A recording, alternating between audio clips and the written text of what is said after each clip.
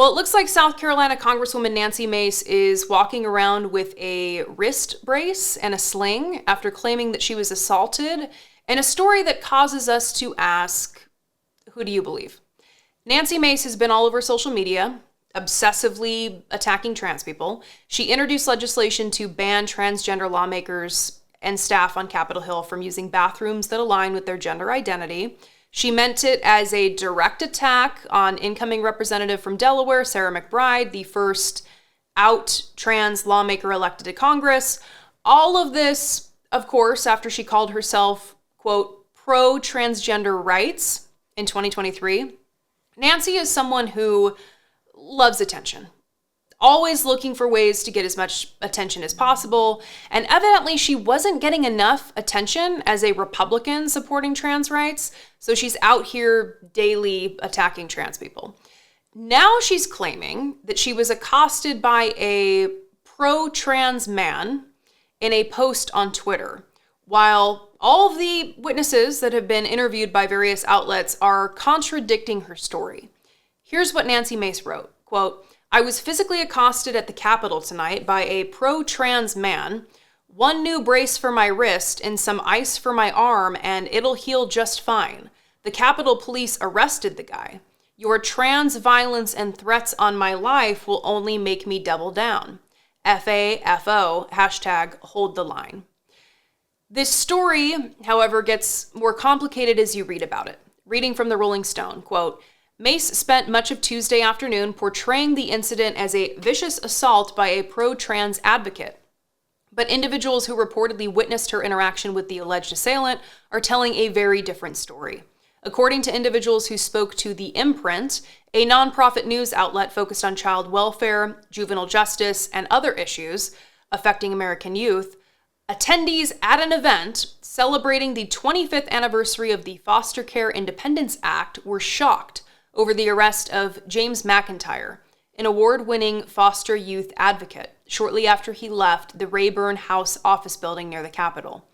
3 attendees told The Imprint that McIntyre, 33, had done nothing more than shake Mace's hand and exchange a few words.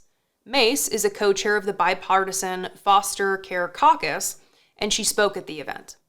Elliot Hinkle, a youth LGBTQ+ rights advocate, told The Imprint that McIntyre shook Mace's hand and made a comment that many transgender youth in foster care need your support. So 3 attendees who witnessed the interaction say there was no assault and that this man shook Nancy Mace's hand and told her that transgender youth in foster care need her support.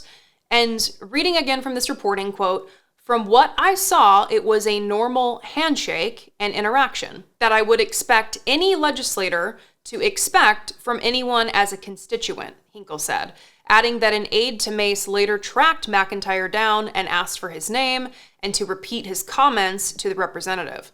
2 other witnesses corroborated his description of events. The Washington Post also reported on the interaction, quote, "What we witnessed was a handshake, a passionate shake, but it didn't look like an assault or intended aggression," Hinkle told the outlet. Okay, so we have Washington Post corroborating this report, but the man was arrested and charged with assaulting a government official. He pleaded not guilty today, and for the sake of everyone involved, I hope there are cameras. I hope there's a recording of this. I'm sure we're going to learn more in the coming days. Nancy Mace responded to this dispute from witnesses saying, quote, "With an ongoing investigation, we are limited in what we can share. However, this incident underscores the alarming lengths to which the left will go to silence women who dare to stand up against the trans takeover." And of course, Donald Trump called to check on her.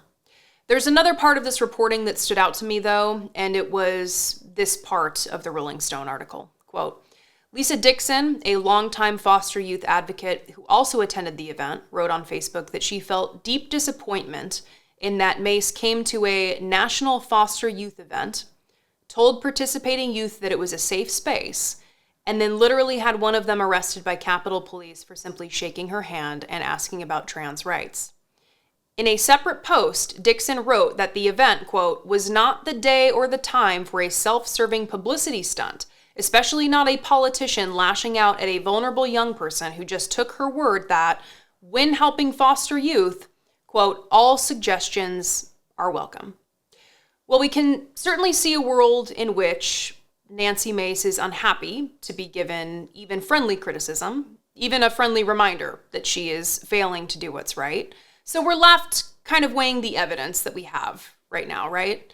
But before we summarize the evidence, we actually now have a copy of the police report. So here is how Nancy Mace describes her injury from the handshake, and this reporting is from The Hill. Quote, the victim, Mace, offered their right hand to the individual to shake hands, and upon their hands coming together, the individual placed their other hand on top of the victim's hand in a clasping manner so that the victim's hand was between both of the subject's hands. The victim stated that the subject began to aggressively and in an exaggerated manner shake her arm up and down in a hand-shaking motion. The effect of the motion was described as her arm flailing for about 3 to 5 seconds, the police report said, of Mace's accounting of the interaction. Quote, the victim stated that she attempted to pull her hand away from the subject, but was held in place by the subject, the report continued. Quote, during the shaking motion, the victim advised that the subject stated, trans youth deserve advocacy. Mace told police she was experiencing pain in her wrists, arm, and armpit/shoulder after the incident, according to the police report.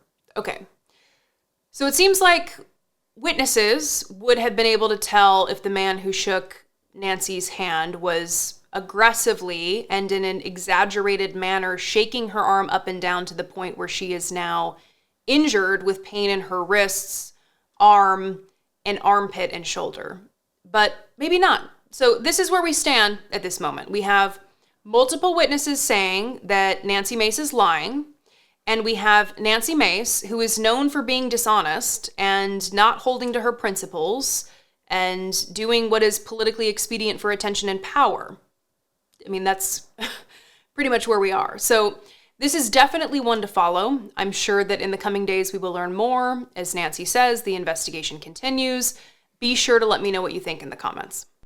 If you're still using a free email service, your emails are often being scanned and tracked even after you delete them. Companies use the data to know everything about you and show you ads, even your most personal communications. That's why I recommend you check out StartMail. Unlike free email services, our sponsor StartMail never scans or tracks your emails. It also blocks tracking pixels, which companies and hackers use to capture your IP address. And when you delete an email in StartMail, it is gone forever, keeping your information private.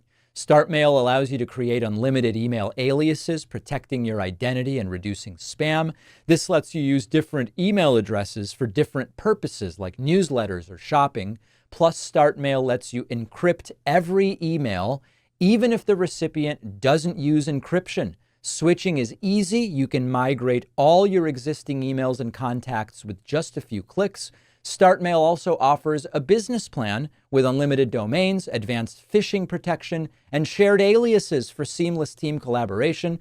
Go to startmail.com/Pacman to get 50% off your first year. That's about $2 a month for a personal plan, or about $3 a month for a business plan, plus get 25% off additional accounts for team members. The link is in the description.